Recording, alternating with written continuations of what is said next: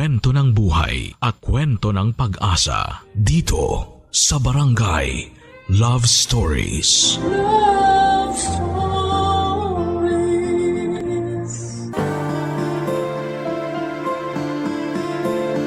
Sa ating paglalakbay sa buhay, kaakibat na nito ang paggawa ng mga desisyon at sa mundong pinaiikot ng pagkakataon, ay may oras na nagtatanong tayo kung ano ang posibleng mangyari kapag iba ang pinili nating direksyon. Ikaw kabarangay, may mga pagkakamali ka ba sa buhay na gusto mong balikan at palitan? Dear Papa Dudut, magandang araw po sa inyong lahat na nakikinig ng Barangay Love Stories. Tawagin niyo na lamang po ako sa pangalang Jomar, 30 years old. Panganay ako sa 5 magkakapatid. Sa Agusan del Sur ako lumaki at doon na rin unang namulat sa iba't ibang hamon sa buhay. Dati po akong habal-habal driver, Papa Dudut. Ang kinikita ko noon ay pangsuporta sa nanay ko at sa mga nakababata kong kapatid na nag-aaral. Matagal na rin po kasing byuda si nanay kaya bilang panganay, naging obligasyon ko na ang tumulong sa kanila. Masasabi kong marangal ang pagiging driver pero aaminin ko na mahirap pa rin ang buhay dahil hindi sapat ang kinikita ko para makatikim ng kaunting kaginhawahan. Pero masaya naman ako sa trabaho ko lalo na't yon ang naging dahilan kaya kami nagkalapit ng babaeng matagal ko nang hinahangaan. Walang iba kundi si Ami, Papa Dudut. Araw-araw ko siya noong hinahatid sundo sa trabaho niya sa munisipyo. Bukod sa mataas ang pinag-aralan ni Ami ay may kaya rin ang pamilya niya. Retired Army ang ama at teacher naman ang kanyang ina. Sa totoo lang ay may kotse naman sila na pwedeng panghatid sa kanya pero mas pinili niyang sumakay sa motor pagpasok sa trabaho. At nalaman ko naman noon ang dahilan mula sa pinsan niyang si Badong. May gusto raw kasi sa akin si Ami. Kaya nung nalaman ko yon ay nagkaroon ako ng lakas ng loob para ligawan siya. Hindi naman niya ako pinahirapan dahil halos 1 buwan ko lang siyang niligawan. Hindi ako makapaniwala noon na mamahalin ako ng babaeng katulad niya. Kaya naman nagpasya na akong ipakilala siya sa pamilya ko. Mainit naman ang naging pagtanggap nila nang ipakilala ko siya bilang girlfriend ko, Papa Dudut. At dahil po doon ay naglakas loob na rin siya na ipakilala ko sa mga magulang niya. Ang kaso, tatay niya lang ang humarap sa akin ng mga panahong yon, Papa Dudut.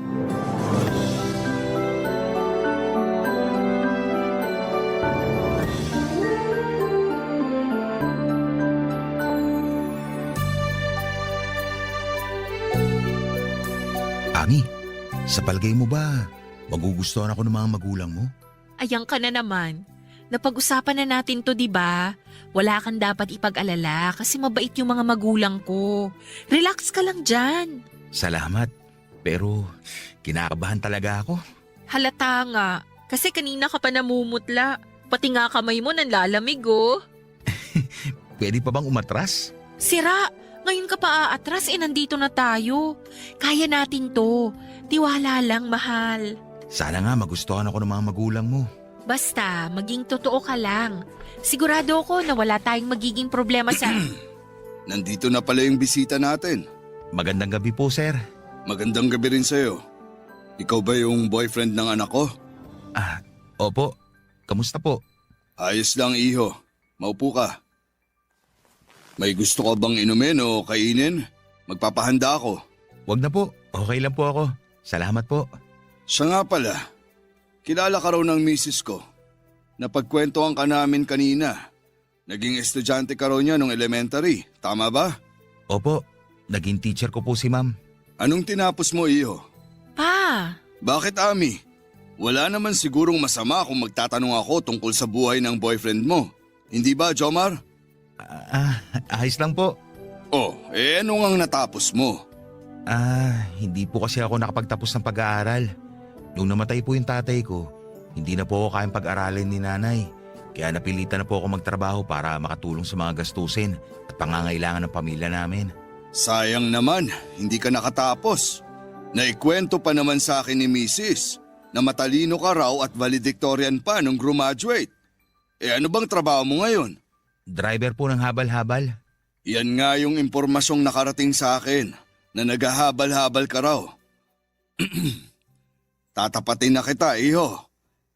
Hindi kita gusto para sa anak ko. Po? Nag-iisang anak lang namin si Ami at iba yung pinapangarap naming buhay para sa kanya. Dahil po ba driver lang ako kaya ayaw niyo sa akin? Wala akong masamang ibig sabihin, iho. Walang problema o issue sa akin yung mga kagaya mong driver. Kaya lang, syempre pagdating sa anak ko, gusto ko yung kahit paano may pagmamalaki naman. Pa, mabuting tao si Jomar. Saka nagmamahalan po kami. Ay, nagdesisyon na kami ng mama mo. Hindi namin susuportahan yung relasyon nyo. Anong mapapala mo sa kanya? Pa, wag niyo namang husgahan agad si Jomar. Masipag po siya at responsable. Mapagmahal din siya sa pamilya. Ayaw naming mapunta ka sa maling tao. Kaya sana, maintindihan mo kami ng mama mo.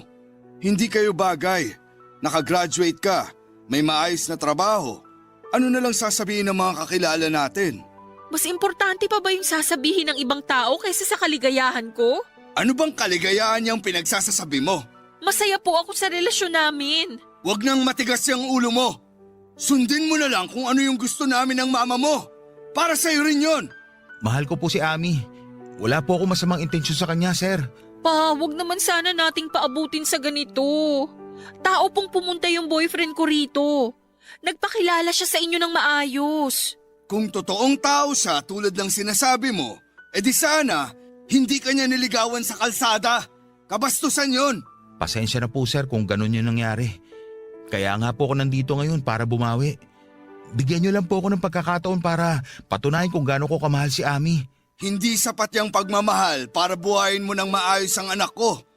Kaya mo bang ibigay lahat ng pangangailangan niya? Magsisika po ako. Pagbubutihan ko po yung pagtatrabaho ko. Ha! Sa paghahabal-habal? Nagpapatawa ka ba? Pa, sobra na ho yan. Hindi ko naman kailangan na sobra-sobra sa buhay ko. Ano ka ba naman, anak? Para sa'yo rin naman tong ginagawa ko. Kasi ayoko mapariwara ka. Nasa hustong gulang na po ako. Kaya ako nang magdedesisyon para sa sarili ko. Kita mo na? Natuto ka nang sumagot ng ganyan sa akin dahil sa lalaking yan. Pa naman! Mabait si Jomar. Responsable. At ganun din yung pamilya niya. Tao po nila akong tinanggap nung ako yung nandun sa kanila. Tapos ganito kayo sa kanya? Nakakahiya naman po. Sir, totoo pong mahal ko si Ami. Wala po kayong dapat ipag-alala. Sisikapin ko pong maibigay yung buhay na pinapangarap niyo para sa kanya. Hindi mo ako mauuto, bata. Matanda na ako para dyan. Kaya wag mo ako niloloko. Umalis ka na. Wag ka na magpapakita rito. Pa, please naman. Pumasok ka sa kwarto mo, Ami. Mag-isip-isip ka ron. Pag-isipan mong mabuti ang desisyon mo. Wala ka na sa tamang pag-iisip. Wala na po talaga kayo sa katwiran. Hindi tama itong ginagawa niyo. Umuwi ka na, Jomar. Mahal, pasensya ka na. Wala kang dapat ihingi ng pasensya. Naiintindihan ko. Aalis na lang ako para hindi na kayo magkasagutan ng papa mo. Mabuti at madali ka naman palang kausap. Sige na, umalis ka na.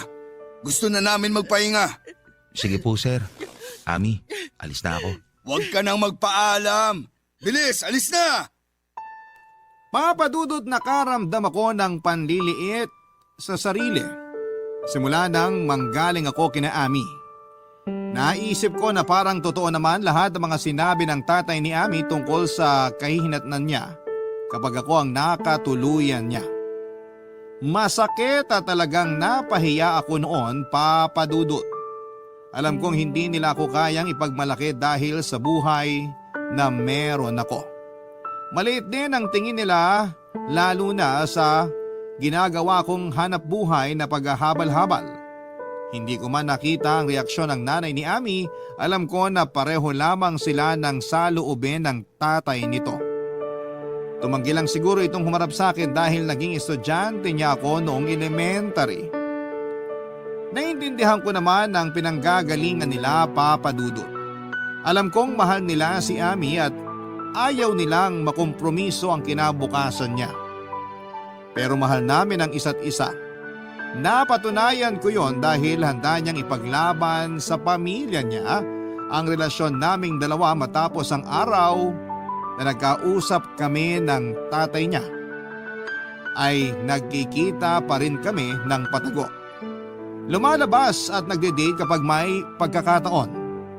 Pero makalipas lamang ang ilang araw ay bigla niya akong inayang magtanan, Papa Dudut. Nung una ay hindi ko nagustuhan ang balak niyang yon, ayoko masira siya sa mga magulang niya. Umiyak siya nang umiyak sa akin at noong sabihin niya na balak na siyang ipakasal ng mga magulang niya sa iba ay doon ako pumayag sa gusto niya. Nagtanan kami at tumuloy sa isang maliit na kubo na pagmamay-ari ng tiyuhin ko sa kabilang bayan.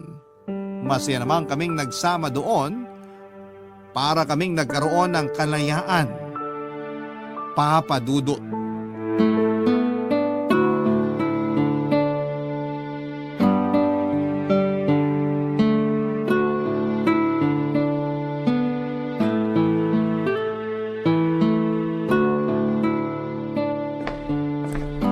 Mahal, ito na yung kape mo. Salamat. Sobrang saya ko talaga na magkasama tayong dalawa sa isang bubong ngayon. Buti na lang naisipan mong magtanan tayo. Sana nga palagi tayong ganito, no?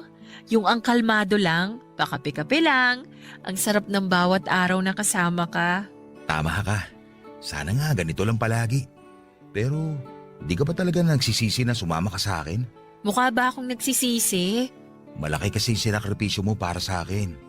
Iniwan mo pamilya mo, pati trabaho mo. Hindi ka ba nangihinay sa mga bagay na nawala sa'yo? Ang drama mo ha? Alam mo namang mahal kita kaya wala kang dapat ipag-alala. Ito yung gusto ko. Yung ganito, kasama ka.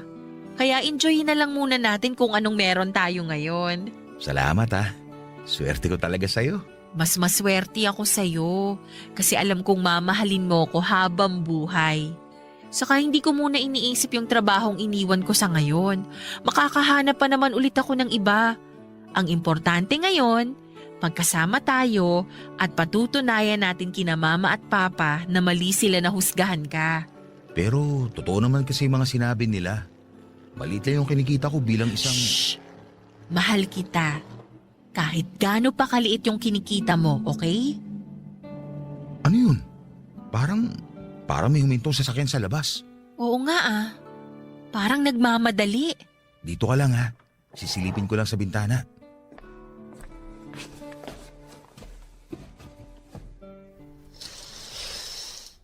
Sino yung dumating, mahal? Naku, nalinti ka na. Buksan Mahal. niyo to! Yung tatay mo nasa labas. Lumabas kayo dyan! Ilabas mo yung lalaki Ano mo! gagawin natin? Ano ba, Ami? Dito ka lang, Alam mahal. ko nandyan Ako kayo. haharap kay Buksan Papa. niyo to! Mukhang galit na galit eh. Huwag ka na munang lalabas. Oo, sige. Pa! Ano pong ginagawa niyo rito? Nasisiraan ka na ba? Ako pa tatanungin mo kung anong ginagawa ko rito? Nasaan yung magaling mong lalaki? Ilabas mo siya ngayon din! Pa! Tayo na lang pong mag-uusap. Huwag na po natin idamay si Jomar. Huwag niyo po siyang sasaktan. Anong huwag sasaktan? Lumabas ka rito, hayop na lalaki ka! Pagbabayaran mo yung ginawa mong pagdukot sa anak ko! Nagkamali ka ng kinalaban! Pa! Kusa po akong sumama sa kanya. Buisit kang babae ka? Ang tigas ng ulo mo! Sir, huwag niyo usaktan si Ami. Jomar, sabi ko di ba huwag kang lumabas? Sa wakas, lumabas ka ring hayop ka! Handa naman po akong humarap at makipag-usap ng maayos sa inyo. Ang lakas ng loob mong isama yung anak ko! Bastos ka! Ano, nagmamalaki ka na? Mahal na mahal ko po si Ami. Hayaan niyo na po kami. Sige na naman ho. Hindi ko naman siya pababayaan. Pagmamahal ba yung tawag sa ginawa nyo? Mga wala kayong respeto! Sir, alam kong mali po yung ginawa namin. Pero responsibilidad ko na po si Ami ngayon. Nasa hustong gulang na po kami at hindi niyo na po kami pwedeng diktahan. Tigas din naman talaga ng mukha mo eh, no? Sige, tingnan ko lang kung kaya mo pa rin akong yabangan pag kinasuhan na kita. Pa, huwag Sir, po! Nakikiusap ako sa inyo. Kung ayaw mong makulong yung lalaking yan, umuwi ka sa bahay. Huwag matigas yung ulo mo. Huwag niyo po gawin sa akin to. Nakikiusap po ako. Tumigil ka na. Sumakay ka na sa kotse. Papa Dudut, masyado kong dinamdam ang pangyayaring yon. Kinain ako ng matinding lungkot nang mawala si Ami. Walang araw na hindi ko siya naiisip noon. Napakalungkot isipin na tapos na nga talaga ang lahat sa amin. Kaya wala na ako nagawa kundi ang unti-unting tanggapin na hanggang doon na lamang talaga ang relasyon naming dalawa. At sa tuwing pinapaandar ko ang motor ko ay parang lalo kong nararamdaman na palayo kami ng palayo sa isa't isa. Papa Dudut, nagsimula akong malulong sa alak. Naging takaw gulo ako sa barangay namin kapag nakakainom ako. Madalas ako nag-aamok ng away sa sinumang makakasalubong ko sa kalye. Sa isang iglap ay nagbago ang pananaw ko at nawala na ng direksyon ang buhay ko. Naglalasing ako para makalimot sa sakit ng pagkabigo. Mas gusto ko pa nga noon na makipagbugbugan sa kalye kaysa isipin pa si Ami. Pag wala nang epekto yung alak ay bumabalik pa rin sa akin yung sakit na nararamdaman ko noong magkahiwalay kami. Wala man lang akong kalaban-laban noon, Papa Dudut, sa tatay niya. Mga salita pa lang yung mga binabato niya sa akin pero talo na ako kaagad. Paano pa kaya kung may ginawa ang tatay niya na bayolente sa akin, baka kung saan na lamang ako pulutin. Kaya naman para makausad na rin ako sa nangyari ay sinubukan kong mag-isip ng mga negatibong bagay tungkol sa babaeng minahal ko, Papa Dudut. Idinaan ko na lamang sa tawa tuwing naiisip ko yung matapobre niyang pamilya. Iniisip ko na lamang na hindi na rin naman ako talo. Mas kawawa ko kung sila yung pakikisamahan ko. Lalaki naman ako at walang nawala sa akin. Ako rin ang unang nakakuha ng puri ng pinakaiingatan nilang anak. Alam kong maling isipin ang mga bagay na yon pero sa ganoon parang ko na lamang ginagawa ang mga bagay-bagay para madaling matanggap ang pangyayari. Nakatulong yon para mabawasan ang sakit at insultong natanggap ko mula sa pamilya ni Ami. Barangay Love Stories. Barangay Love Stories. Sa kabila ng mga nangyari sa akin, Papa Dudut, ay hindi ako binitawan ng pamilya ko. Lalo na si nanay na laging nandoon para sumuporta sa pinagdadaanan ko. Isa siya sa mga nagpapalakas sa akin noon sa bawat umaga na pinipilit ko nang kalimutan si Ami. Sa pamamagitan ng pagmamahal ng isang ina kahit papaano'y nabawasan ang bigat na nararamdaman ko. Ipinaramdam sa akin ng pamilya ko na hindi ako nag-iisa. Pero sa katagalan, napagtanto ko rin na paulit-ulit lamang ang naging takbo ng buhay ko sa loob ng ilang buwan. Hindi pa rin ako nakaka-move on. Paminsan-minsan ay dumadaan ako sa tapat ng bahay ni Naami pagkatapos kong maghatid ng mga pasahero. Kahit na alam kong hindi yon makakatulong sa akin. Umaasa kasi ako na makikita ko ulit ang maganda niyang mukha at kahit papaano ay mararamdaman ang presensya ng babaeng minahal ko ng sobra at pinangarap na makasama sa panghabang buhay. Hanggang sa magkita kami ng matalik kong kaibigan na si Badong. Pinsang buo siya ni Ami at nagtatrabaho siya sa Maynila. Dumating siya sa probinsya namin noon para pansamantalang magbakasyon. Agad niya akong inayang uminom sa bahay nila, Papa Dudut.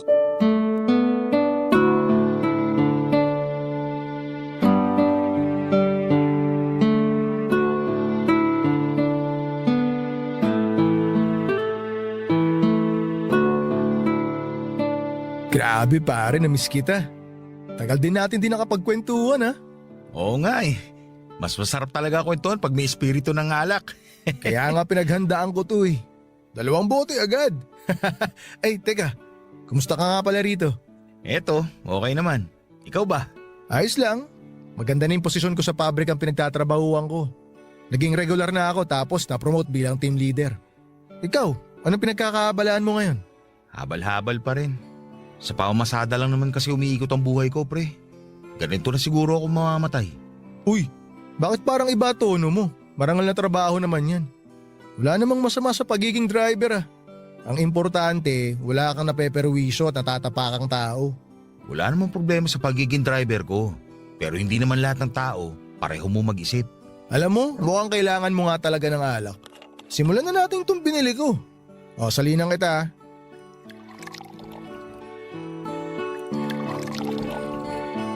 O, tikman mo yan pare. Salamat. O, cheers!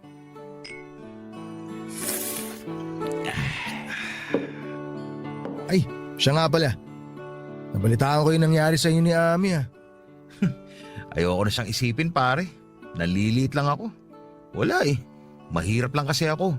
Tsaka matagal ko na rin siyang hindi nakikita. Bakit? Di mo pa ba alam? Ang alin? Ikinasal na si Ami. Yung naging asawa niya, anak ng kumpare ni Tito na isa ring sundalo. Sa Maynila na sila nakatira ngayon. Grabe ka naman magbiro, pare. Totoo yung sinabi ko. Ikinasal na sa iba si Ami. Pumayag siya. Wala naman siya magagawa eh. Para namang di mo alam yung sitwasyon niya. Sus, sabihin mo, ginusto niya rin yun. Ganun ba yun? Pero alam mo naman yung totoo, di ba? Mahal na mahal ka niya. Mahal nga, pero nag-asawa na siya. Anong laban ko dun? Eh, wala ka na talagang pagpipilian kundi kalimutan na yung pinsang ko. Ano pa nga ba? Itagay na lang natin yan. Ay, nakakalungkot talaga yung kinahinat na ng love story niyo. Sayang. Kaya nga eh, kahit pala araw-araw ako dumaan doon sa kanila, hindi ko na talaga siya makikita. Ay, okay lang. Masakit pero ganun talaga. Pinagtagpo lang kami pero hindi tinadhana. Baluktot talaga yung katuwiran ni na Tito eh. Kawawa naman yung pinsang ko. Kawawa talaga. Ganun kasi sila. Porque may mga pinag-aralan, pakiramdam nila sila na yung batas. Dapat sila na yung palaging nasusunod. Hayaan na natin sila kung doon sila masaya. Sa bagay, tama ka naman. Mas mabuting ipaubaya mo na lang sa bote ng alak lahat ng problema mo. Ay, ang hirap talaga maging mahirap. O siya, tagay na. Oh, cheers! Ay nga pala pare, ba't di mo subukan magtrabaho sa Maynila? Maraming mga oportunidad dun at marami ring magagandang babae. Talaga? Oo pare, para makamove on ka na. Alam mo namang sanggang dikit tayo eh, di ba? Ako bahala sa'yo ron, tutulungan kita. Eh, okay naman sana kaso hindi naman babae yung magiging dahilan ng paglimot ko. Alam mo kung dito ka lang, paulit-ulit mo lang babalikan lahat ng nakaraan nyo. Sino namang may sabi sa'yo nun? Nakalimutan ko na nga siya, pinaalala mo lang. Ay, tagay na nga lang tayo. Sige, magpakalasing tayo. Para sa tunay na pagkakaibigan. Tama, para sa tunay na pagkakaibigan. Isang tagay para sa paglimot kay Ami. At isang tagay sa pagsama mo sa akin sa Maynila. Pag-iisipan ko pa. Ikaw talaga. Dahil sa mga nalaman ko kay Badong ay nagpa siya akong tuluyan ng alisin na sa puso't isipan ko ang pinakamamahal kong babae, Papa Dudut. Doon ko napagtanto na kailangan kong harapin ang katotohanan na hindi talaga kami para sa isa't isa. Kailangan ko nang palayain ang sarili ko sa nakaraan naming dalawa at isa nga sa mga naisip kong paraan ang pagbaling ng atensyon ko sa iba't ibang babae. Sa paghahanap ko ng tunay na kaligayahan ay medyo naging chick boy ako at nagpaasa ng mga babae sa amin. Isa na doon si Daisy. Byuda siya at medyo may edad na rin. Minsan ko na kasi siyang nakasama sa inuman at noong nalasing ako, doon niya ako inuwi sa bahay nila at may nangyari sa aming dalawa. Simula noon ay hindi na niya ako nilubayan. Nagawa pa niyang kusang magpunta sa bahay namin para ipakilala ang sarili niya. Hindi ko inaasahan na gagawin niya ang bagay na yon dahil wala naman akong balak na seryosohin siya.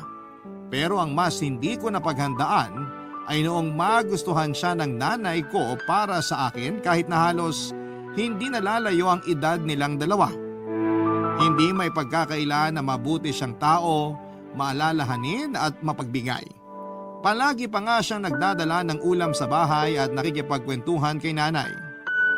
Sa bawat pagkakataon na magkasama sila ng nanay ko ay unti-unti silang nagkaroon ng espesyal na koneksyon. Hanggang sa dumating na nga po ang kinakatakutan ko noon. Direktang sinabi sa akin ni nanay na bagay kami at si Daisy na nga ang gusto niyang mapangasawa ko.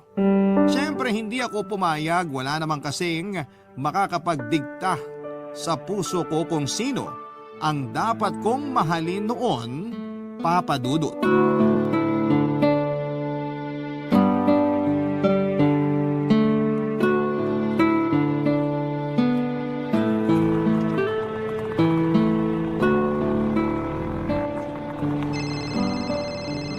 Aba, tumatawag si Badong. Bakit kaya? Uy pre, kamusta na? Tagal na nating di nag-uusap ah. Ayos lang. Pasensya na kung ngayon lang ulit ako nagparamdam ha. Kumusta ka na ba? Okay lang ako. Mabuti tumawag ka. Bakit? Miss mo na ako? Medyo. Kailan ka ba uuwi dito sa atin? Alam mo bang tinigilan ko na yung pag-iinom? Napapahamak ako eh. Kaya nga eh. Mabuti naman at tinigilan mo na. Teka pare, balita ako. May asawa ka na kaya napatawag ako. Nangasar ka ba? Oh, pikon agad? Alam mo, kung mangasar ka lang, mas mabuti pang ibaba mo na tong tawag mo. Eto naman ang init agad ng ulo eh. May nabalitaan lang naman kasi ko. Kaya gusto kong kumpirmahin kung totoo o hindi. Hindi. Bilis sumagot ah. Hindi nga. Ano ba talaga? Bakit ayaw mo magkwento? Bangungot yun, ayoko nang maalala. Sino ba kasi yung tinutukoy mo? Balita ako, Daisy raw yung pangalan ah. Ilang Daisy ba yung kilala mo dito sa baryo natin? Sa pagkakaalam ko, isang naman Daisy dyan sa atin. Teka, anak ka ng... Huwag mo sabihin yung tinutukoy mo eh, yung byuda ron sa may kanto. Oo! Ano nangyari pare? Grabe, lakas ng kamandag mo ha? Si Raulo, wala yun. Wala ako interes sa babaeng yun. Ang tanda-tanda na, pustiso pa ang ngipin. Gumaganyan ka pa pero balita ako, pinatulan mo raw kahit pustisong ngipin. Tanong ko pa ng tanong eh, mukhang alam mo na naman lahat. Niloloko mo ba ako? Bakit ba kasi pinatos mo yun, pre? Wala ka na bang ibang babae dyan? Lasing ako noon tapos lalaki rin ako. May pangangailangan. Kusa siya nagpatuka, kaya yun. Alam ka namang tanggihan ko. Sabi ko na nga, be. Nakahanap ka tuloy ng katapat mo. Huwag ka namang asar dyan. Siya nga pala, pwede ba ako humingi ng pabor? Ano yun? Si nanay kasi, mukhang nagayuman ni Daisy. Pinipilit ba naman ako na asawain yung babaeng yun? Baka naman siya talaga yung nakatadhana sa'yo. Si Raulo, ayoko na ng ganun. Di na nila dapat pinakikialaman yung personal na buhay ko. O anong plano mo ngayon? Kailangan ko na umalis dito. Tama. Kailangan mo rin isipin sarili mo. Pwede ba ako makituloy muna sa'yo? Hindi na ako pwede dito eh. Tsaka sigurado ko na hindi ako titigilan ni Daisy. Pwede ka makituloy sa akin pare, walang problema. Dito ka muna sa akin. Matagal na kaya kitang inaaya rito sa Maynila. Ikaw lang tumayayaw eh. Alam mo bang hinabol pa ako ni nanay ng taga? Para lang makisama doon kay Daisy? Ay, ibang klase rin nanay ko eh, no? Mahirap nga yan pre. No, sige, tutulungan kita. Salamat talaga pare ha. Wala yun. Huwag ka na mag-alala. Akong bahala sa'yo rito. Aalalayan kita at tutulungan na makahanap ng trabaho. Kinikilig ako pre. Sweet mo talaga. I love you. Si Raulo. Salamat ulit ha. Hindi ko tuloy alam kung saan ako pupulutin kung wala ka. Ano ka ba? Maliit na bagay lang yun. Kailan mo nga pala balak lumawas? Sa lalong madaling panahon. Baka pag nagtagal pa ako dito eh, tuluyan na ako mataga ng nanay ko. Papa Dudut, sa takot ko na mapikot ni Daisy ay lumayas ako at nagpunta kaagad sa Maynila. Akala ko naman noong una ay magiging madali lang ang buhay doon. Pero hindi ko akalain na mas mahirap pa pala ang magiging buhay ko kesa noong nasa probinsya pa ako. Dahil bagong salta lamang ako ay nagsimula ako sa mga pinakamahirap na trabaho. Nagkataon kasi na wala ng bakante sa pabrikang pinagtatrabahuhan ni Badong nang dumating ako doon. Nakapasok ako noon sa isang warehouse ng harina bilang isang kargador. Mabigat ang naging trabaho ko. Madalian ang kilos at hindi pwede ang lalamya-lamya. Hindi ako itinuring na baguhan at kailangan kong makipagsabayan sa mga dati ng kargador doon para kumita. 2 o 3 sako ng harina ang kailangang buhatin sa isang karga. Hindi kasi pwedeng isa lamang dahil masyado raw mabagal kapag ganon. Mahirap at sobrang nakakapagod pero kailangan kong tapatan yon ng sipag at tiyaga. Pero sa katagalan ay nagkasakit ako sa baga. 6 na buwan akong naggagamot noon.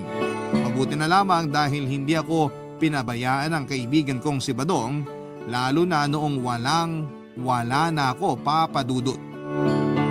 Agad naman ako naghanap ng trabaho nang makasiguradong ayos na ako.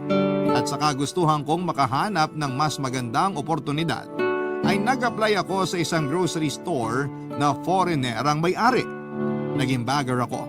Mas magaan at mas komportable kesa sa pagkarga ng mga sako ng harina. Pero iba naman ang naging sitwasyon ko doon sa grocery. Ang mga katulad kong empleyado na galing sa probinsya ay hindi pinapayagang umuwi. Nakapadla kami na parang preso sa isang kwarto sa likod ng tindahan. Kapag tapos na ang duty ay hindi ako masaya sa ganong sitwasyon. Tapos ay mababa pa ang sinasahod. Nakatagpo ako ng among hindi makatwira ng trato sa mga empleyado.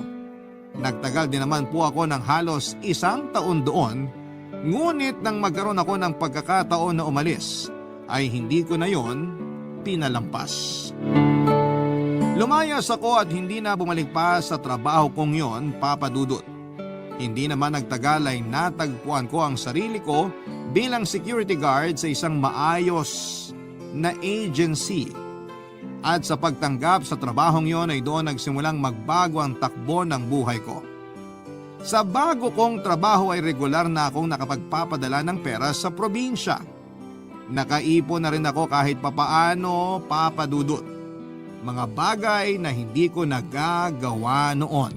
Barangay Love Stories. Barangay Love Stories.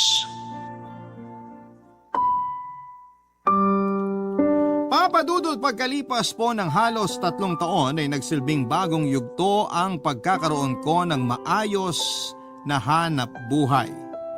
At sa mga taon na lumipas ay natutunan kong mas maging matatag at maging palaban sa mga pagsubok ng may tapang at determinasyon. Nagsumikap ako para mas lalo pang gumanda ang buhay ko. Tuluyan ko na rin pong ibinaon sa limot ang nakaraan ko at yung panghuhusga ng pamilya ni Ami. Unti-unti na rin akong nakaluwag at naging kampante nang hindi na ako mapapahiya sa susunod na sumubok akong magmahal muli. At sa 3 taon nga na lumipas ay nadestino ako sa Laguna sa isang pabrika ng gatas. Medyo mas malaki ang responsibilidad na nakaatang sa akin doon dahil na-promote ako bilang OIC at hawak ko ang 30 gwardya. Sa bago kong tungkulin ay kailangan akong may matatag na liderato at integridad dahil sa amin nakasalalay ang security, hindi lamang ng pabrika kundi lahat ng mga taong nagtatrabaho doon. Ang promosyon ko sa trabaho ay isang biyaya at patunay na kapag may dedigasyon sa ginagawa ay magpapatuloy ang pag-unlad bilang isang individual. Sa kabila ng magagandang nangyari sa akin, yung inaakala ko na nakalimutan ko na si Ami ay hindi pa pala. Dumating ang isang araw na tumawag si Badong at sinabing bibisitahin niya ako sa Laguna. May mahalaga daw siyang sasabihin tungkol sa pinsan niya. Pinilit ko siyang sabihin yon noong tumawag siya pero saka na lang daw kapag nagkita na kami ng personal, Papa Dudut.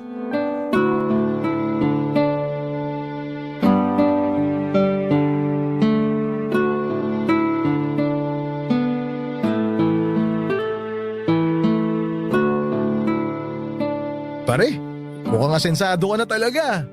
Ikaw na nag-aayang uminom. Pero alam mo na po ko, medyo hindi ka na namamansin kahit sa chat lang ha. Hindi naman. Medyo naging busy lang sa trabaho. Ikaw, anong bago sa'yo? Eto, busy pa rin sa trabaho. Alam mo pare, malapit na ako mag-asawa. Talaga?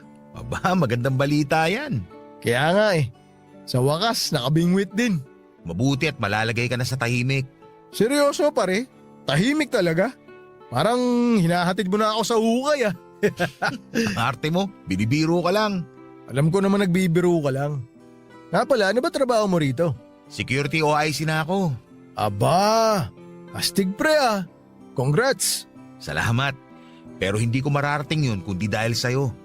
Tatanungin kong utang na loob lahat ng tulong mo sa akin. No ka ba, maliit na bagay lang yun. Sa totoo lang, nahihiya nga ako sa'yo eh. Kasi di ko natupad yung trabaho na ipinangako ko sa'yo nung pumunta ka ng Maynila. May dahilan naman kung bakit nangyari yon. Tingnan mo, kaya siguro hindi ako nakapasok sa pabrikang pinagtatrabahuhan mo kasi para talaga ako sa pagiging security personnel. Totoo yung sinabi mo pre. Paano yan?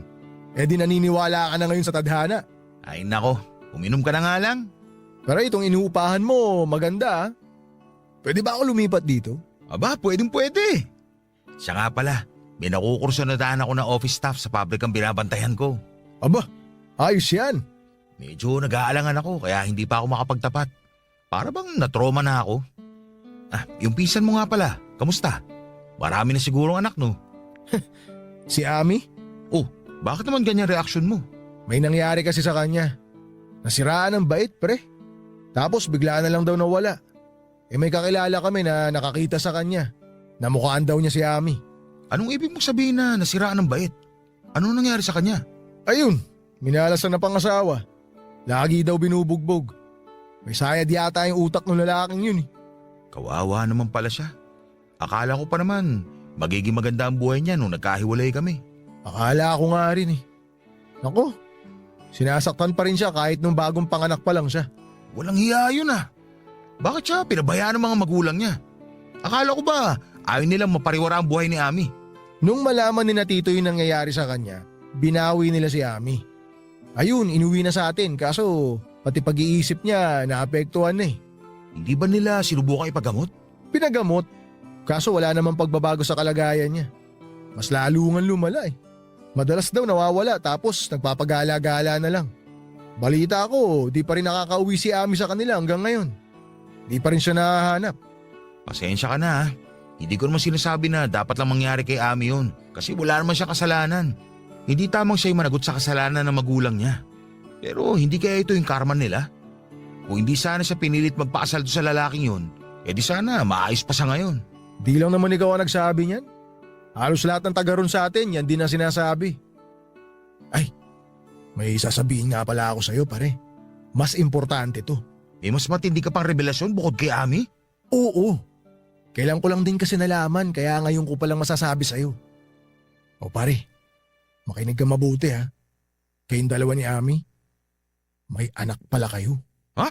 Nagbibiro ka ba? Di ako nagbibiro. Buntis si Ami nung maghiwalay kayo. Nalaman ko to sa mga kamag-anak namin.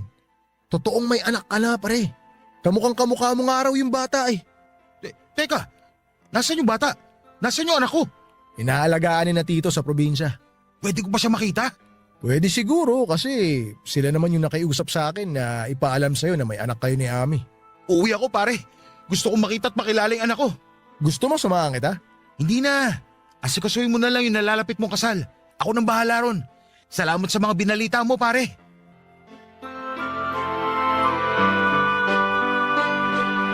Sa totoo lang, Papa Dudut, ilang sandali pa akong natulala noon habang nag-iisip ng sobrang malalim. Wala kasi akong kalamalam na tatay na pala ako. Sa nalaman ko ay parang gusto ko noong liparin ang Mindanao para makita ang anak ko. Nag-leave ako sa trabaho at nag-decide na umuwi sa amin. Sa eroplano pa lamang ay naramdaman ko na ang matinding pananabik na makita ang anak ko at pagdating ko nga sa Agusan del Sur ay agad kong pinuntahan ang bahay ni na Ami. Nadatnang kong nakaupo sa isang tumba-tumba ang taong sumira sa relasyon namin ni Ami noon. Walang iba kundi ang tatay niya. Lumabas na rin noon ang asawa niya na dati kong teacher nung elementary. Hindi naman sila nagulat nang makita ako, Papa Dudut. Marahil ay inaasahan na nila ang pagdating ko. Binuksan nila ang gate at pinapasok ako sa bahay nila. Inalok pa nila ako ng maiinom at hindi ko alam pero parang ibang tao ang kaharap ko ng mga oras na yon. Ibang-iba sa ugali na ipinakita ng tatay ni Ami sa akin noong magkarelasyon pa kami ng anak nila. Ipinakilala nila sa akin ang anak ko. Kenneth ang ipinangalan sa kanya. Totoo nga na para kaming pinagbiyak na bunga. Anak ko nga siya, Papa Dudut. Nag-usap kami ng tatay ni Ami at nakiusap sila na huwag ko raw sanang ilayo sa kanila ang bata. Hiniling nila na sila pa rin ang mag-alaga sa anak ko. Hindi naman daw nila ipagkakait na makilala ako ni Kenneth bilang isang ama. Gusto lang daw nilang makabawi sa anak nila kahit na ganong paraan man lang. Nangako naman ako na hindi ko pababayaan ang anak ko pagdating sa sustento. Nung una ay ayaw nilang pumayag dahil nahihiya daw sila sa akin. Pero sinabi kong hayaan nila ako na gawin ang responsibilidad ko bilang isang ama sa anak kong si Kenneth. Nanatili ako sa probinsya namin ng ilang araw.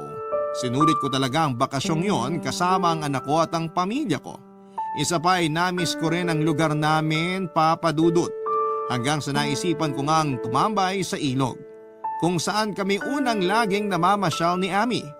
Sa pananatili ko roon ng ilang sandali ay hindi ko inaasahan na meron akong madadatnan, Papa Dudut.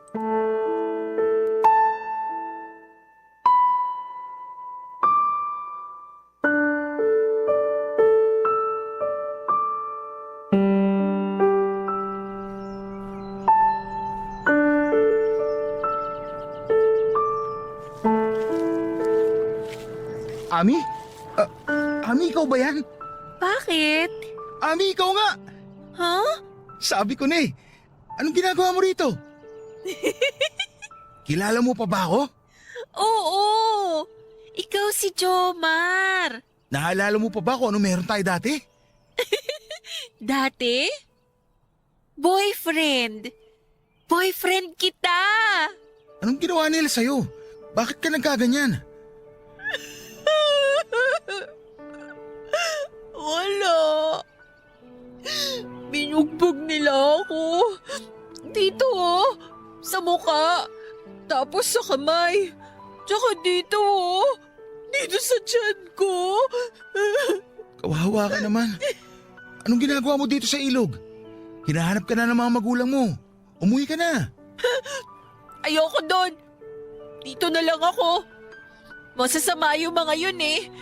Buti dito walang nananakit sa akin. Pero hindi ka naman nila sasaktan. Alam mo bang hinihintay ka na ni Kenneth? Yung anak natin. Kilala mo siya, hindi ba? Kaya umuwi ka na. Ayoko nga sabi eh. Kulit mo naman. Sabi nila siraulo ako. Pero parang ikaw yata yung siraulo. Ang kulit mo eh. Ako pa talaga yung makulit ha. Katulad ka pa rin ng dati.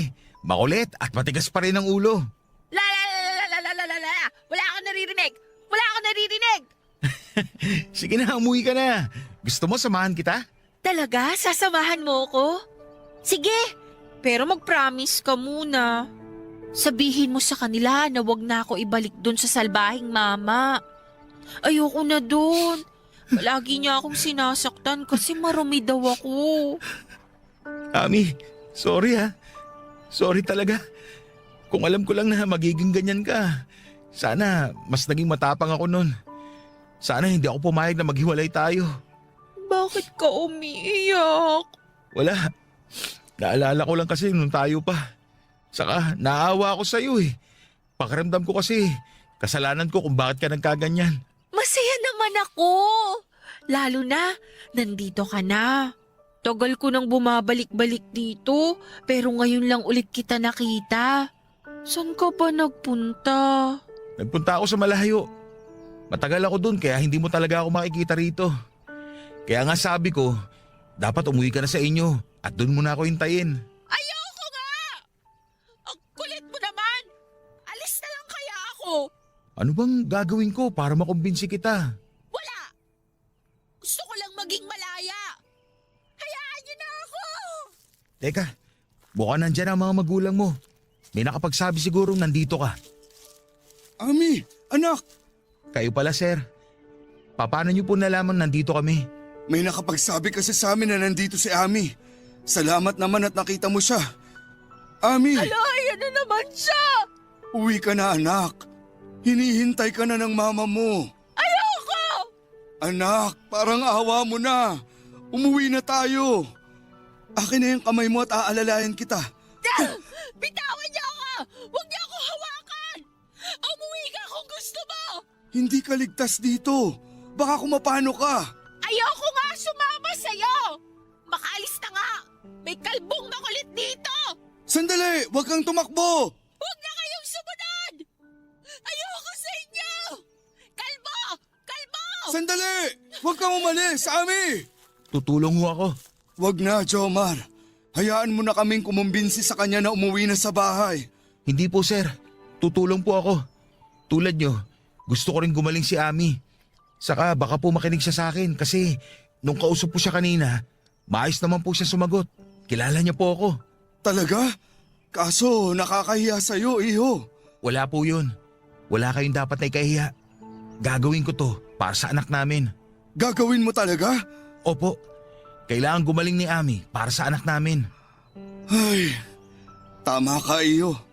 Siya nga pala, gusto ko sanang humingi ng pasensya sa lahat ng nagawa ko sa'yo. Sa inyo ni Ami. Hayaan niyo na ho yun. Pinagsisihan ko lahat ng nangyari.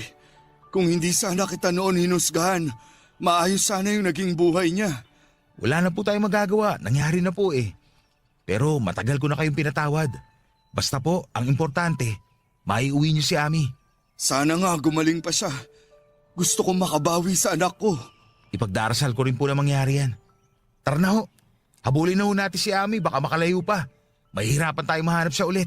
Salamat, Jomar. Totoo nga yung sinabi ni Ami noon. Mabuti kang ang tao. Papa Dudut, tagumpay naman naming naiuwi si Ami sa kanila. Agad siyang dinala ng mga magulang niya sa mental institution para ipagamot. Masaya ako na muling nilisan ang probinsya namin. Hindi lang dahil sa anak ko kundi dahil na rin kay Ami na kahit papaano ay nasa mabuti ng kalagayan noon. Masaya din ako na napalaya ko na ang sarili ko sa galit na matagal ko ring kinikimkim. Nagkapatawaran na kami ng taong minsang sumugat sa pagkatao ko. Bumalik ako sa Laguna at sa pagbabalik ko ay mas lalo ko pang pinagbutihan ang pagtatrabaho. Mas lalo akong naging ganado at napuno ng inspirasyon dahil sa anak kong si Kenneth. Masaya ako na binigyan nila ako ng karapatan na magpakaama sa bata. Regular po siyang nabibigyan ng sustento mula sa akin at masaya akong isipin na naibibigay ko ang pangangailangan ng anak ko mula sa sariling sikap.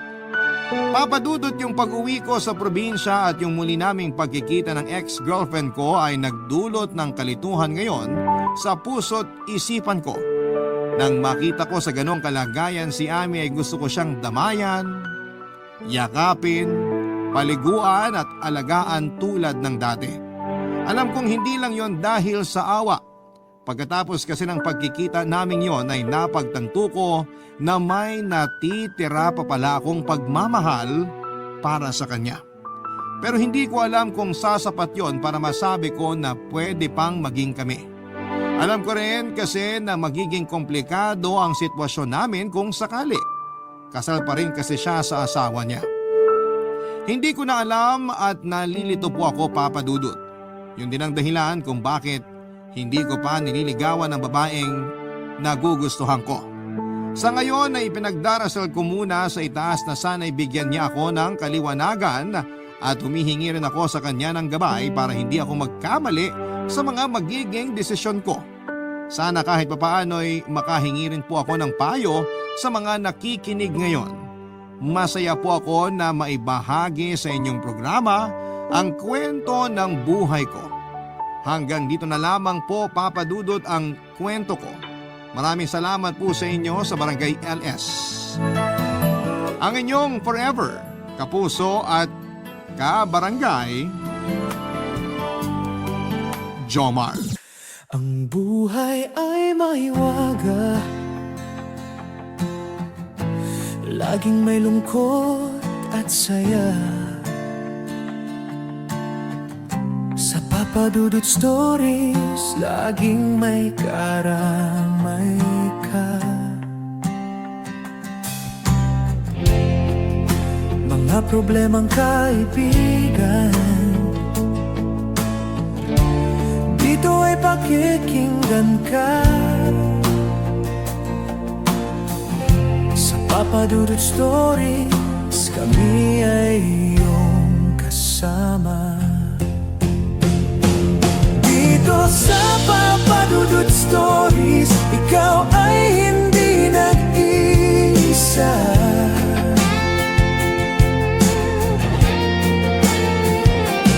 Dito sa Papa Dudut Stories, may nagmamahal sa'yo.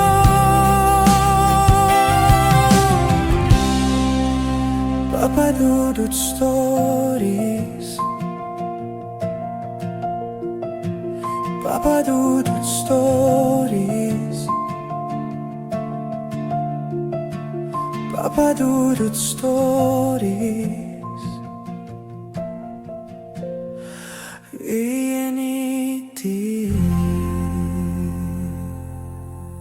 Dito sa Papa. Ang sabi ng mga matatanda, ang pagkabirhen daw ng babae ang pinakamagandang regalo na pwedeng maibigay niya sa kanyang mapapangasawa. Huwag raw itong ibibigay ng basta-basta dahil tanda raw ito ng pagpapahalaga sa sarili. Ikaw kapuso, sinusunod mo ba ang sinasabi ng matatanda?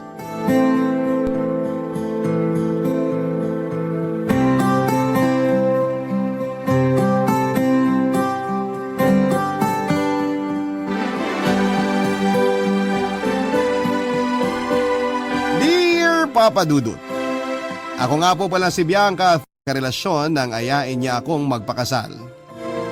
Napakasaya ko noong inaya niya ako, Papa Dudut. Walang agam-agam noon sa isipan ko at tanging oo lamang ang sinagot ko. First year college lamang kami noong niligawan niya ako. Hindi ko muna siya sinagot kasi priority ko ang pag-aaral. Nagtiyaga naman siya sa akin at nung una akala ko ay susukuan na niya ako dahil ilang taon siyang maghihintay.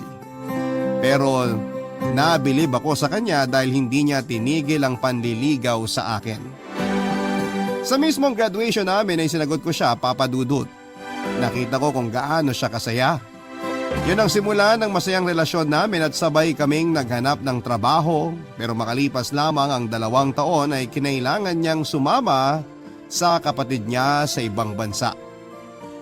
Nakipaghiwalay ako sa kanya bago siya umalis papunta sa ibang bansa.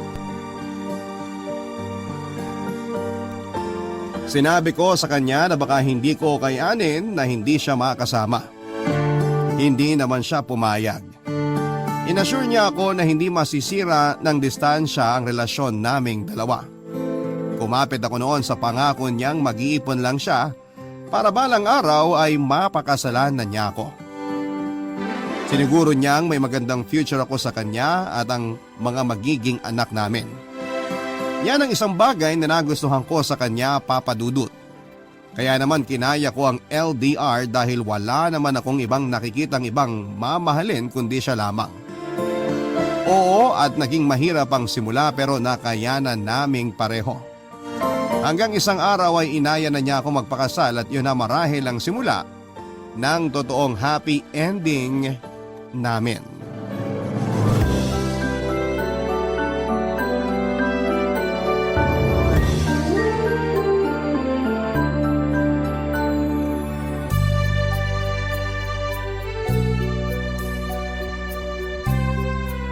Di mo sinagot yung tawag ko kanina.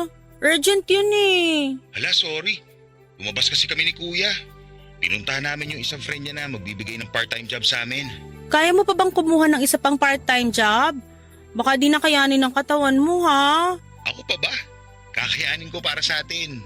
May ipon na naman tayo pareho. Pwede ka nang maghinay-hinay. Hindi pwede. Mukhang mapapagastos ako sa kasal natin eh. Sabi ko naman sa'yo kahit simpleng kasal lang eh. Kilala kita. Alam kong pangarap mo ang granding kasal. Kung hindi naman kaya, maiintindihan ko. Ay, hindi pwede. Nangako ako sa'yo dati na ibibigay ko sa'yo ang pangarap mong kasal. Bakit ang swerte ko sa'yo? Eh kasi swerte rin naman ako sa'yo.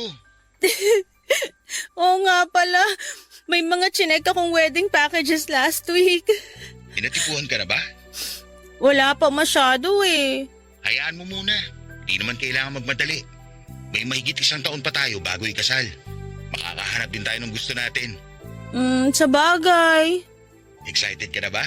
Ako pa bang tinatanong mo? Kasi baka hindi ka excited eh. Kasi kung hindi, mag-live-in na lang tayo para tipid. Ayun! Lumabas din yung totoong gusto. Joke lang. Isa lang din naman yung gusto ko bukod sa makasama ka habang buhay. Ano yon? Yung honeymoon. Ikaw talaga? Ikaw ba? Di ka na-excite sa honeymoon natin? Siyempre. Siyempre oo, siyempre hindi. Oo? Di ka pa sure? Wag na lang muna natin pag-usapan yan. Matagal pa naman eh. Na-excite na kasi ako. Biruin mo yun. Nahintay ko yan ng mahigit 10 taon. Uy, nanunumbat na? Hindi ah. Ayos nga lang sa akin na naghintay ng ganong katagal. Alam kong worth it yung paghihintay ko. Bolero! Totoo nga. Alam kong di natin yan napag-uusapan. Pero sana ready ka na. Paano kung hindi? Di pipilitin kita. Joke. Walang pilitan! Hindi pwede no. Asawa na kita nun. May karapatan na ako sa katawan mo. Joke. Atat na atat kang angkinin yung katawan ko ah. Ang kinin. Parang bomba film lang ah. Ilang kita narinig nagsabi niyan. Ang cute. Che! Change topic na nga. O sige. Teka. Ano bang magandang ipalit na topic? Kahit ano. Ano kaya kung yung isusuot natin sa honeymoon natin? Ano ba namang topic yan? Sorry. Di ko talaga maalis yung excitement ko eh. If ever wala ka pang maisuot, pwede kitang bilan dito. Ruel? Ano yun? Saka na natin pag-usapan yan kapag malapit na. Okay lang ba? Virgin pa ako noon, Papa Dudut, kaya hindi ako naging komportable sa mga tinatanong ni Ruel. May no sex before marriage pa kasi ako kay Ruel. Katulad ng ibang miyembro ng pamilya ko ay sumumpa rin ako na hindi ko isusuko ang bataan hanggat hindi pa ako ikinakasal. Nerespeto naman ni Ruel ang desisyon kong yon at sinuportahan niya ako. Madalas nga noong nagsisimula pa lamang kami ay nararamdaman kong gusto na niyang may mangyari sa amin pero napipigilan naman. Madalas din binibiro ako ng mga kaibigan ko na baka raw maghanap si Ruel ng ibang babae. Natatakot ako habang iniisip na baka dahil hindi ko siya mapagbigyan mabilis siyang matukso sa iba. Pero hindi naman yon nangyari, Papa Dudut.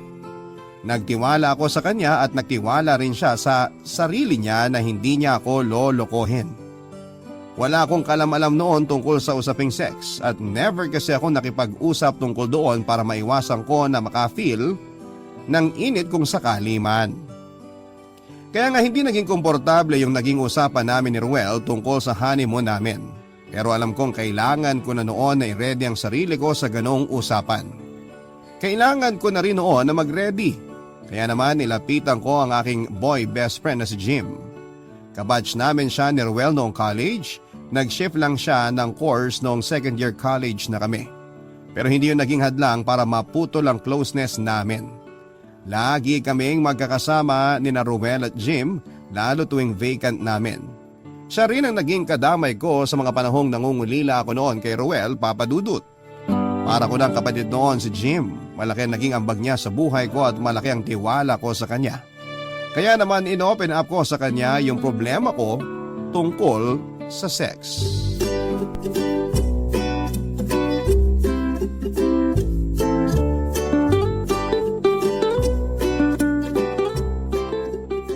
Mukhang seryoso ka. May problema eh. Buntis ka?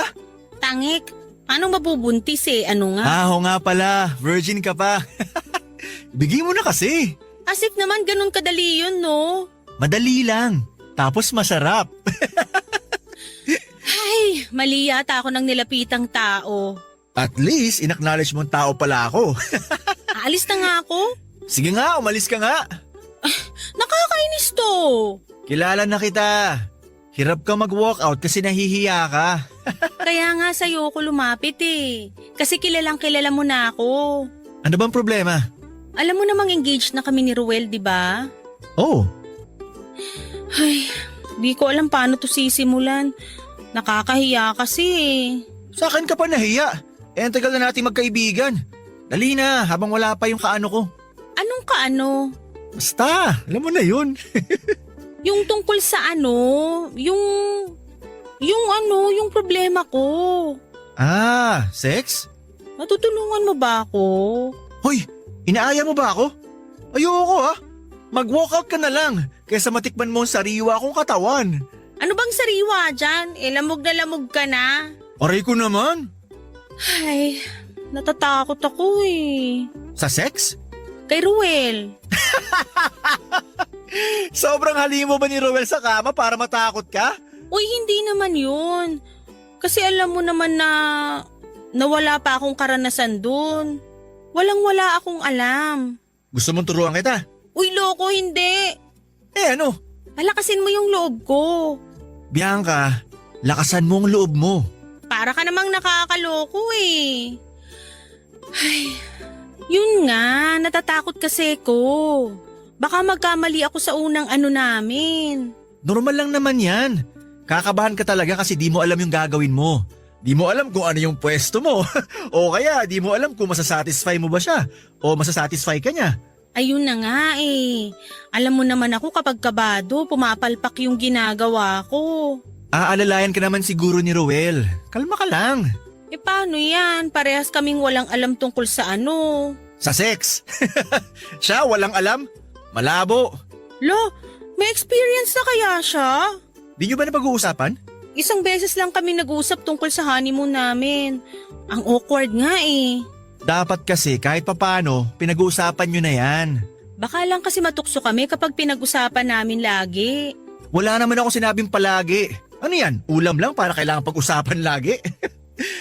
Alam mo Bianca, sakalang masasagot lahat ng tanong mo sa mismong araw o gabi na may mangyayari na sa inyo. Kaya sa ngayon, chill ka lang.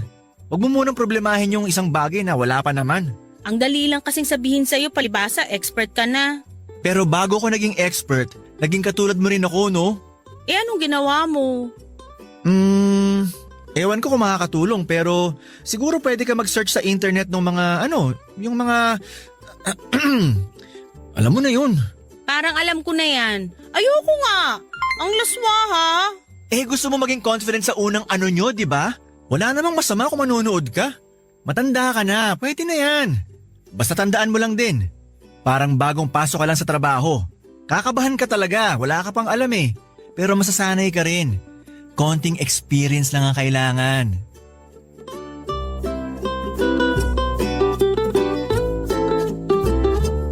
Papadudot nilapitan ko noon si Jim dahil bukod sa siya ang best friend ko ay alam kong malawak din ang kalaman niya sa usaping sex.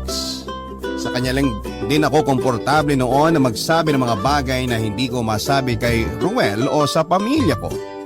Napakalawak kasi ng pag-iisip niya kaya alam ko noon na hindi siya manghuhusga sa akin. Liberated kasi si Jim at kabaliktaran ko wala siyang naging steady na karelasyon dahil mas nag-i-enjoy siya sa pagiging single at walang commitment kahit kanino. Ilang beses ko nga siya noon na pinagsabihan na magseryoso na. Pero sinabi niya na bata pa raw siya at karapatan niyang tumikim bago siya mag-settle down. Sinabi niya na kailangan niyang malaman kung sino ang pinakamalasa para doon siya magstay. Hindi man kami parehas noon ng prinsipyo at ibang paniniwala ay hindi naman yon naging hadlang para hindi tumibay ang pagkakaibigan namin. Isang beses na kasing nasaktan si Jim. Na broken-hearted siya sa naging kaklase namin noong second semester ng first year college. Kaya nga siya nag-shift ng kurso. Yung babaeng niligawan niya ang nakauna kay Jim. Na-inlove talaga si Jim sa babaeng yon. Kahit nga ang tuition noon ni Jim ibinibigay niya sa babaeng yon para may pang out of town sila. Yun nga lang ay ginamit pala ng babaeng yon ang pera para mapuntahan ng boyfriend niya sa probinsya. Nalaman ni Jim lahat ng yon at binigyan niya ng chance yung babae pero naulit lang ang mga nangyari. Muling pinuntahan ng babaeng yon ang boyfriend niya sa probinsya gamit na naman ang pera ni Jim. Yun na nga ang huling beses na naging tanga si Jim sa pag-ibig. Ilang beses nakipagbalikan yung babae sa kanya pero hindi na pumayag pa si Jim. Nag-shift na nga rin siya ng kurso para makalayo na ng tuluyan sa babaeng yon. Mula noon, naging maingat na si Jim sa pag-ibig. Sinabi nga niya noon na tikim lang muna sa ngayon at hindi muna magseseryoso. Barangay Love Stories. Barangay Love Stories. At dahil nga sa wala akong nakuhang solid na advice kay Jim ay sinubukan ko namang lapitan ng isa ko pang kaibigan na si Mariel.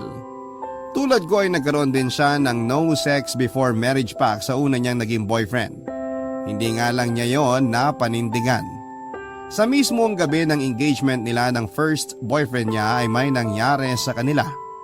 Nadala raw sila ng emosyon na hinaluan pa ng alak. Matapos noon ay nagpasya silang tapusin na ang relasyon nila, Papa Dudut. Nagulat kaming lahat. Hindi naman sila nagsabi kung ano yung dahilan nila. Nirespeto na lang namin yon. Saksi ako noon kung paano iniyakan ni Mariel ang relasyong yon. Masyado raw siyang nag-expect na hanggang dulo silang dalawa. Ganon din naman kami noon sa kanila. Makalipas ang 1 taon ay nagkaroon ulit siya ng panibagong relasyon. Hindi na niya muling binalikan pa ang no sex before marriage pact. Inayaan na lang niya ang panahon at mga katawan nila kung saan man sila dadalhin. Sa naging bagong karelasyon ni Mariel, doon siya naging kampante. Doon siya nagtagal hanggang isang araw ay bigla na lang silang kinasal. Doon ko pa nga lang noon nakitang totoong masaya si Mariel. Ramdam ko noon na kahit na hindi niya sinunod ang panata niya ay naging masaya naman siya, Papa Dudut. Naisip ko na pwede rin kaya akong maging katulad niya. Habang iniisip yon ay kinilabutan ako. Parang nung time na yon talaga ay hindi pa ako handa hanggat hindi kami nakakaabot sa altar ni Roel. Pero aminado akong kailangan ko rin ang opinyon ni Mariel. Kaya ako siya nilapitan. Nagulat nga siya na sa kanya ako lumapit siya pangaraw yung hindi nakatiis sa panata niya para sa sarili niya.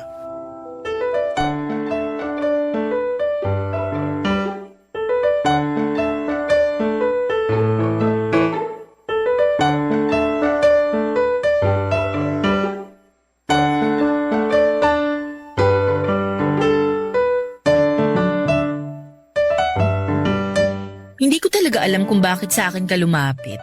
Sa lahat kasi ng kakilala ko, sa'yo lang ako medyo may malapit na experience. Ha?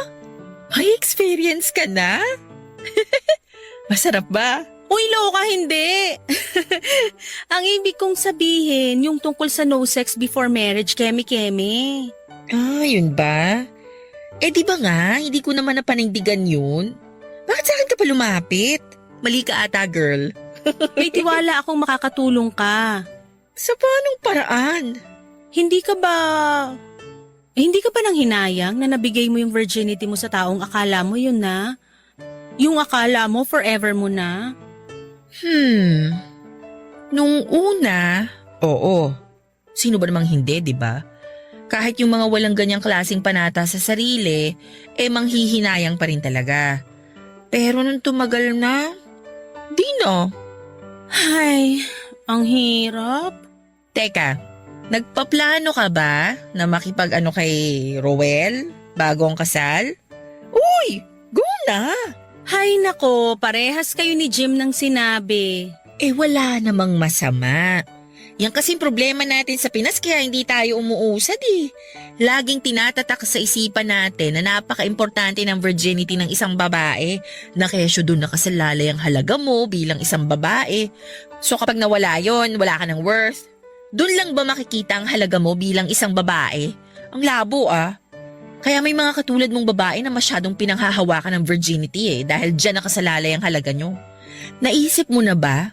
Paano kaya kung nabigay mo niyan kay Ruel? Anong mafe-feel mo? Ayun na nga yung isa sa mga dahilan kung ba't ako nandito.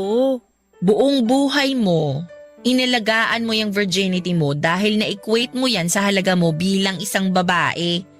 Saan mo naman hahanapin ulit ang halaga mo? Oras na maisuko mo na yan kay Ruel. Mas lalo tuloy ako natakot. Wala namang masama sa ginagawa mo ngayon. Nirerespeto ko naman yan. Pero kung ikaw mismo, nakakakita ka ng mali dyan, baka nga may mali, di ba? Saka Mariel, kinakabahan din ako sa unang gabi namin ni Ruel. Nung sinubukan naming pag-usapan yung tungkol doon, parang nailang ako, natakot. Hindi ko alam kung ano yung mafe-feel ko. Normal lang yung matakot at kabahan. Huwag kang mag-alala. Kahit ako, kinabahan din ako. Partida ha, may halo pang alak yun. Since sobrang tagal na rin naman nung na-break mo yung no sex before marriage pact mo, baka pwedeng pag-usapan? Ano pa ba yung gusto mong malaman? Bakit di ka na nakapaghintay sa kasal nyo? Engaged na kayo nun eh. Konting panahon na lang ang hihintayin, mairaraos mo na yung panata mo sa sarili mo. Masaya ako na hindi ko natupad yung panata ko sa sarili ko. Ha? Bakit naman? Yung totoo? Nung may mangyari sa amin ng ex-fiancé ko, dun ko napatunayang hindi kami compatible. Dahil lang sa sex? Oo, malaking role ang sex sa relasyon. Hindi ka man maniwala pero para sa akin ganun yun. Hindi kami sexually compatible. Paano mo malalaman unang beses nyo pa lang?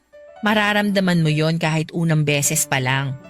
Hindi ko ma-explain pero totoo yun. Ganun ba yung nangyari sa inyo ng ex mo? Oo. Nakapag-usap pa kaming dalawa after may mangyari sa amin. Doon namin na-realize na hindi kami uubra sa isa't isa. Kung hindi dahil sa minsang pangyayari na yun sa amin, hindi kami magiging honest sa totoong feelings namin. Ay, maging ganun kaya kami ni Ruel? May bala ka bang i-break yung pangako mo sa sarili mo? Hindi ko alam. Parang oo. Go! Susuportahan kita dyan. Sigurado naman kayo sa isa't isa, di ba? Oo naman. O bakit kailangan nyo pang maghintay sa araw ng kasal? Bakit hindi nyo pa testingin yung dapat testingin para magkaalaman na? Paano kung palpak?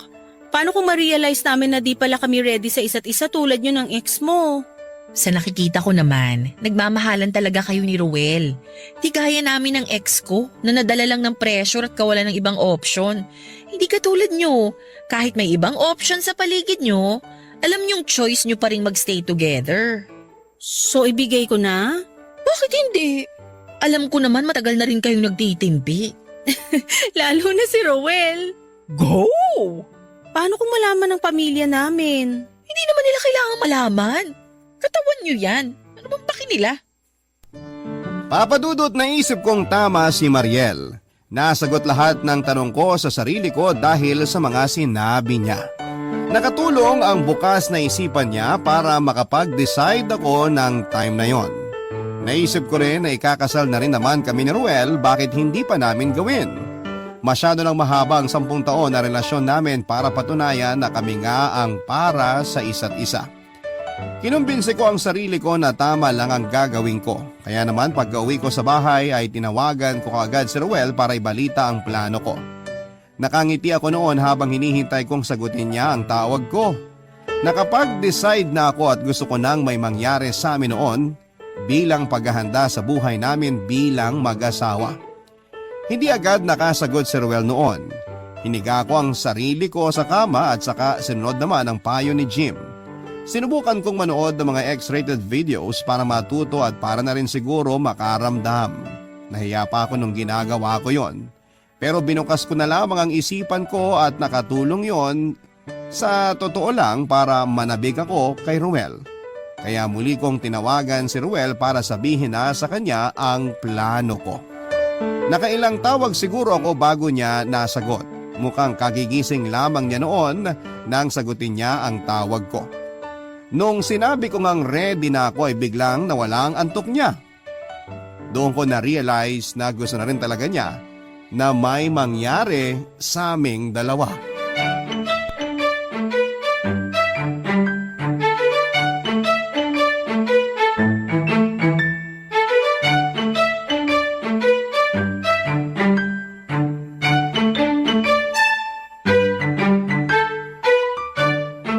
Ready na ako. Ready saan? Na may mangyari sa atin. Ha? Sure ka? Ayaw mo naman yata eh. Hindi naman sa ayaw pero ang tagal mo inalagaan yan ah. At ang tagal mo rin hinintay, di ba? Kung dahil lang sa akin kaya mo sinusuko yan, wag na. Maghintay na lang tayo sa kasal natin. Oy, hindi Marami lang kasi kong na-realize eh. Ha? Anong mga na-realize mo? Na-realize kong sigurado na ako sa'yo.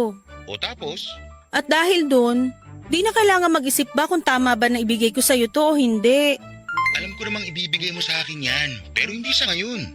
May panata ka sa sarili mo, di ba? Sabi ko nga sa'yo, marami na akong na-realize. Tinitest mo lang yata ako eh. Hindi mamatay man. Aba, willing ka magbuwis ng buhay ha? Kasi ganun ako kasigurado. Sure ka na ba talaga, ha? Wala nang bawian kapag binigay mo sa akin yan. Di yan gamit na pwedeng isoli after gamitin. Alam ko naman yon. Nabibigla talaga ako sa mga sinasabi mo. Kagigising ko lang tapos ganyan kagad binungad mo. Di ka ba na-excite? Na-excite naman, pero nakokonsensya ako na kunin yan sa'yo. Alam kong sobrang mahalaga yan sa'yo eh.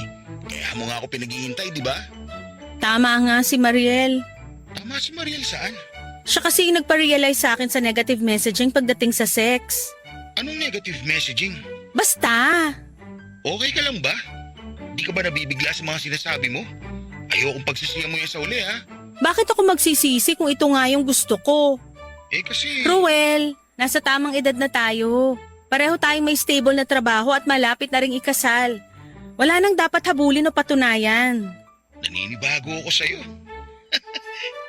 Teka lang ha? Ano teka lang? Pwede bang pag-isipan ko muna? Pag-isipan mo munang mabuti yung sinasabi mo. Ayokong nadadala ka lang ng emosyon mo after ng pag-uusap niyo ni Mariel. Napag-isipan ko na to, wala nang atrasan. Bakit ikaw, ayaw mo? Hindi sa ayaw. Di gawin na natin. Ang layo ko sa'yo ngayon. Di umuwi ka muna rito. Gawin na natin. Teka nga, ikaw ba talaga tong kausap ko? Sige na nga, wag na lang. Tampo agad? Para kasing ako lang yung may gustong may mangyari sa atin eh. Di ka ba interesado? Gusto ko. Gustong gusto. Yun naman pala eh. Umuwi ka na muna rito. Gawin na natin. Alam ba ng magulang mo ang desisyon mo na yan? Hindi naman nila kailangang malaman. Matanda na ako. Pero sila yung nag-impluensya sa'yo para sa panata na yan, di ba? Oo, pero nasa akin pa rin kung susundin ko. Kinakabahan ako pero... Pero ano? Pero gusto ko. Uwi na ako. Parang may mga nagliliparang paru-paro sa sikmura ko after ng pag-uusap namin yon ni Ruel. Para bang nanunumbalik yung kilig sa usapan namin. Muli kong hiniga ang sarili ko sa kama at saka nag-imagine. Nag-imagine ang gagawin namin sa oras na dumating siya sa Pinas. Nakangiti ako at aminado akong nakafeel ako ng init sa katawan ko. Tinigil ko lang ang pag-iisip ng kumatok si nanay. Inaya na nga niya akong kumain. Nagpanggap akong natutulog na para hindi lang sila makaharap ng tatay ko. Ayoko kasi noon na makaramdam ng guilt dahil inaasahan nilang tutuparin ko pa rin yung no sex before marriage pact para sa sarili ko. Wala talaga akong balak noon na sabihin sa kanila ang desisyon ko. Naisip ko na wala naman dapat makaalam dahil buhay namin yon ni Ruel. Hindi naman porket ibibigay ko na wala na akong pagpapahalaga sa sarili ko. Ito ang ginamit kong pangdepensa sa sarili ko. Kinabukasan ay tinawagan ako ni Ruel para ipaalam na makakauwi na siya next month. Natuwa ako kahit sabihin pang 3 araw ko lang siyang makakasama.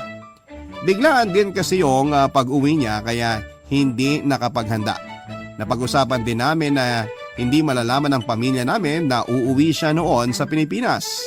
Balak namin noon ay magstay sa Tagaytay. Na-excite ako lalo sa pakiramdam na masosolo na namin ang isa't isa. Habang hindi pa nga siya umuwi noon ay nag-research pa nga ako ng mga pwedeng gawin sa unang gabi na magsisiping kaming dalawa. Natawa na lamang ako sa sarili ko dahil hindi ko kailanman naisip. Nabibigyan ko ng effort at panahon ang pag-alam sa isang bagay na dati ay hindi ko kayang pag-usapan ng harapan papadudot dahil sa nahihiya ako noon sa mga ganong klase ng usapin. Barangay Love Stories. Barangay Love Stories. Papadudot, hindi na nagpasundo pa si Ruel sa airport at sinabi niyang mauna na ako sa Tagaytay para walang makahalata. Kinilig ako ng palihim sa pagtatagpo namin ng sekreto sa mga kakilala namin. Kahit nga si Jim na best friend ko hindi ko sinabihan sa pag-uwi ni Ruel. Hindi ko sinabi sa kanya yung plano naming wag nang ituloy ang no sex before marriage pact namin. Alam ko naman noon na matutuwa ang best friend ko at ibang kakilala namin na may bukas na isipan sa ganitong mga usapin. Pero mas pinili naming wag na lamang sabihin. Noong nakarating na nga ako sa isang hotel na binook namin sa Tagaytay ay agad ako nag-shower at sinuot ang binili kong puting lingerie. Umikot-ikot ako habang nakaharap sa salamin. Nagandahan ako sa itsura ko sa suot kong yon. Napaka-sexy at siguradong hindi yon aprobado sa magulang ko. Pero wala na akong pakialam noon. Naisip ko kasing magandang pampagana yon kay Ruel. Noong nakapasok na si Ruel sa kwarto namin ay agad ko siyang niyakap, Papa Dudut. Siguro'y mga 5 minuto kaming nakayakap sa isa't isa bago pa niya ako hinalikan. Nakatingin lamang kami sa isa't isa at para bang alam na namin kaagad yung mga susunod na mga mangyayari. Sinabi niyang maliligo lamang siya habang ako naman ay humiga na sa kama. Nakangiti ako habang nakatingin sa kisame at ini-imagine ang mga pwede naming gawin. Bumangon ako noon sa kama at saka lumapit ako sa bag ko. Kinuha ko ang pabango ko at nag-spray ako sa aking pulso. Inamoy ko yon at nung nakontento na ako ay bumalik na ako muli sa kama. Inintay ko na lamang na matapos si Ruel sa kanyang pagsha-shower. Nakaramdam nga ako ng kaba na may halong saya nang narinig kong pinihit na niya para isarado ang shower. Mas umigting ang saya nang makita ko siyang lumabas sa shower room. Nilapitan niya ako kaagad sa kama habang tapis lamang ng tuwalya ang suot niya.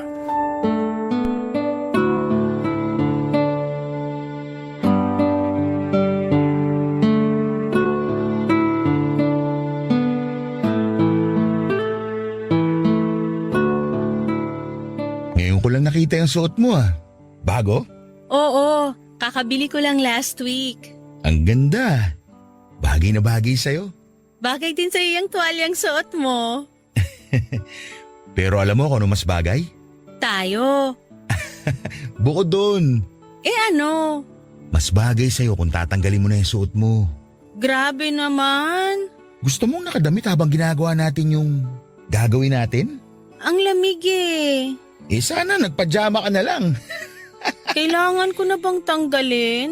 Pwede namang ako na lang kung hindi mo kaya. Manipis lang naman to. Kaya ko na to. Baka mahirapan ka Pakis nga. Namiss kita Kailangan mo ba ng tulong sa tuwalya mo? Kusa na tumalalaglag. Pakis nga ulit. Nakakabitin yung una. Ako na nga lang magtatanggal. Expert ako dyan. Expert ka sa pagtatanggal ng tuwalya? Oo, araw-araw naman ako nagtatanggal ng tuwalya eh. Sinong tinatanggalan mo ng tuwalya? Sarili ko. Ang inosente talaga ng mahal ko. Balik pa nga. Sa labi naman. Oh, Mahal? bakit? Pwede bang mag-shower muna ako? Di ba nag-shower ka na kanina? Nainitan uli ako eh.